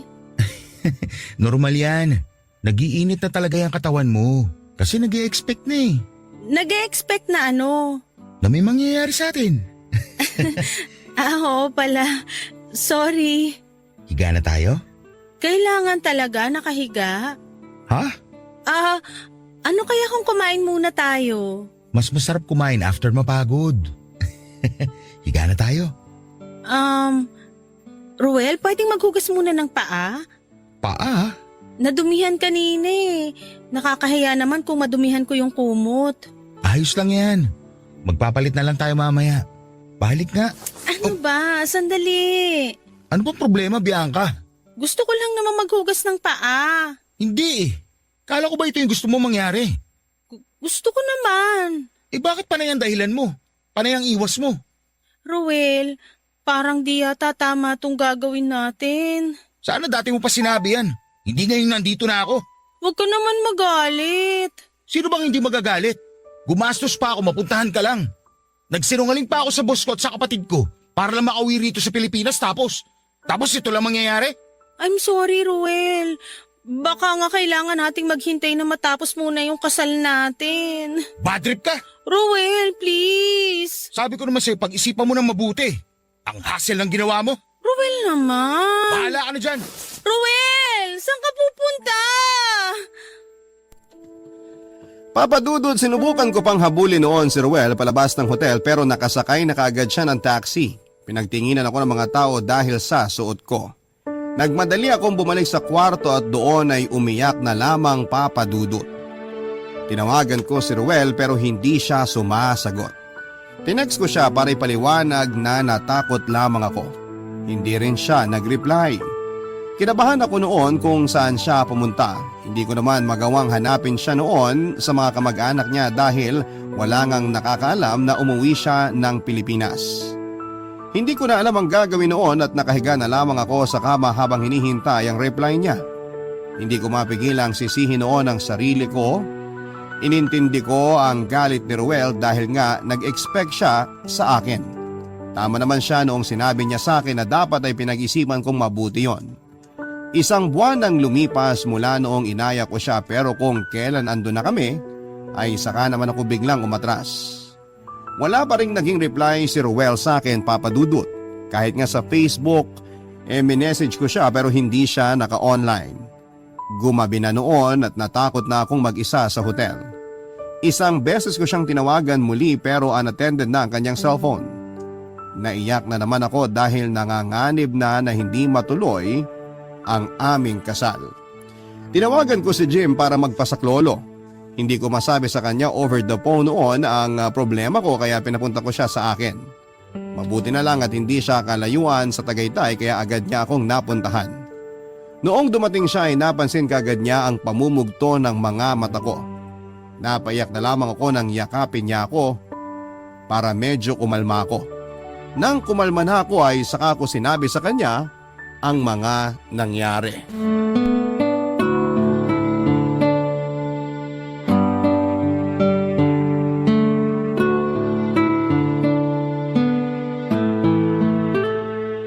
Ng magulang ko sa akin. Nahiya ako bigla. Naasiwa ako. Hindi mo ba narinig yung paalala ng magulang mo a month ago? Seryosohin mo naman sana tong sinasabi ko sa'yo. Naaawa na natatawa ako sa'yo na natatangahan. Jim naman eh. Tanggapin mo na, kasalanan mo to. Tanggap ko naman. Pero parang ayaw tanggapin ni Ruel eh. Nagpapalamig lang yun, huwag ka mag-alala. Eh paano kung hindi? Baka nagpapainit na sa iba. Hindi magandang biro yan ah. Sorry. Anong gagawin ko? Ano ba kasing pumasok sa isip mo at bigla ka nag-decide na may mangyari na sa inyo? Sinunod ko lang naman yung mga payo nyo. Kasi kahit naman payuhan ka namin na ibigay mo na, alam naming di ka rin susunod. Kasi alam namin na pinapahalagahan mo yung puri mo. Tinetest ka lang namin. Alam nyo namang marupok ako. Alam nyo madali akong maniwala. Bakit nyo kailangang itest ako? Oo, madali ka maniwala. Pero pagdating sa usapang sex, di ka basta-basta nagpapatinag. Kaya nga kampante ako noon na i-push ka na isuko na yung ano mo Kasi alam kong di ka makikinig. Ang problema, nakinig ako sa'yo. Ayun lang. Ayaw mo talaga akong seryosohin, no? Ay, masyado na kasing mabigat itong nangyari. Gusto ko lang gawing light para di ka na ma-stress. Nakaka-stress naman kasi talaga. Alam ko. Hintayin na lang natin yung reply ni Roel. Malamang nagpapalamig lang yun. Na-miss ka nun sigurado kaya magbababa rin yun ng pride. Sure ka? Sana. Anong sana? Pinapalakas ko lang loob mo. Hindi ko na alam ang gagawin ko. Baka biglang umatras sa kasal si Ruel. Di naman siya ganun kababaw para hiwalayan ka para lang sa sex. Hello? 10 years siya naghintay. Ano ba naman yung maghintay pa ng 1 taon, di ba? Paano kung napuno na siya? Paano kung na-realize niyang hindi na niya kayang maghintay pa? Di yan. Paano kung... Hindi ko na alam, Jim. Baka kahit sa mismong araw ng honeymoon namin, matakot pa rin akong ibigay. Kasi binalot mo na sa virginity mo yung halaga mo, ganon. Baka maging problema to sa amin. Huwag kang nega dyan. Ano ka ba naman? Jim, Oh, Gaano ka natakot nung una kang nakatikim? Nang ano? Alam mo na kung ano. Kinabahan ako noon, solid. Halos di nga gumana. Gumana? Basta ayaw niyang para makaano. Ang hirap kasi sabihin sa'yo, nakakailang. Bakit ka naman maiilang? Kasi wala ka pang experience. Magkaka-experience din ako. Aba, kailan pa kaya? Ito naman. Pero seryoso nga, kakabahan ka talaga sa una. Ang awkward nga nung ginawa ko Ramdam ko na di siya komportable sa ginagawa ko kaya nawalan ako ng confidence. Kaya ayun, di gumana. Kailan gumana? Mga ilang oras siguro yung nakalipas. Bale, pinalakas niya ang loob ko. Tapos hinawakan niya. Lahat sa akin. Doon, nag-init ako noon. Dahil lang sa hawak? Oo naman. Tsaka nakahubad na siya Di pa ba ako gaganahan noon? Nakaka-relate ako dyan sa hawak. Hinawakan ka na ni Ruel? Oo, kanina. Naramdaman ko na parang lumakas yung tibok ng puso ko. Akala ko nga nung una dahil lang sa takot Yun pala dahil sa init. Ganun ba? Tapos Parang nanginig ako. Hindi uli dahil sa takot ha. parang mainit ba sa pakiramdam? Oo sobrang init. Gusto mo ba ulit ma-feel yun? Parang... Bianca?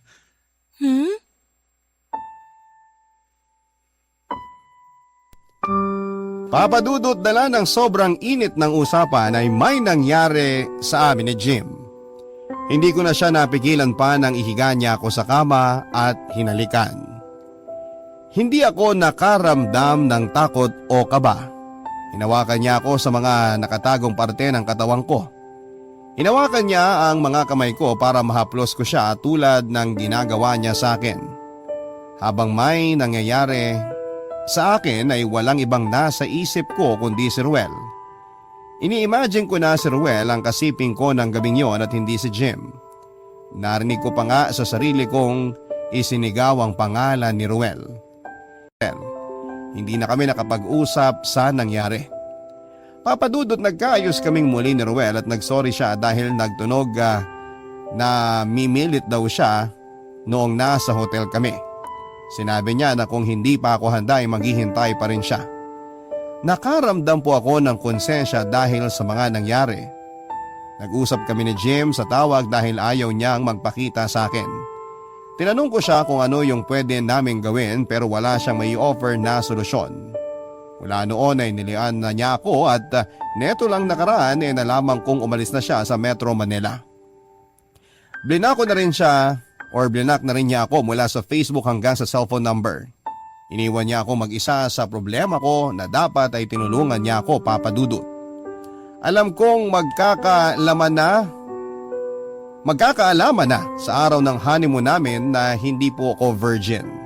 Hindi ko alam kung ano ang sasabihin ko kay Ruel kapag nalaman niya ang matagal na niyang hinihintay ay nakuha na pala ng ibang lalaki. Maraming salamat po sa pagbasa ng aking liham. Ang inyong forever ka barangay, Bianca. Ang buhay ay mahiwaga, laging may lungkot at saya. Sa Papadudot Stories, laging may karamay ka. Mga problemang kaibigan, dito ay pakikinggan ka. Sa Papadudot Stories, kami ay iyong kasama. Dito sa Papadudot Stories, ikaw ay hindi nag-iisa.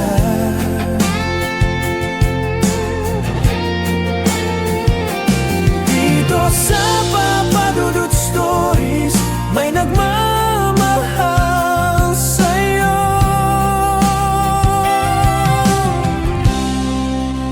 Papadudot Papadudod Stories. Papadudod Stories. Papadudod Stories.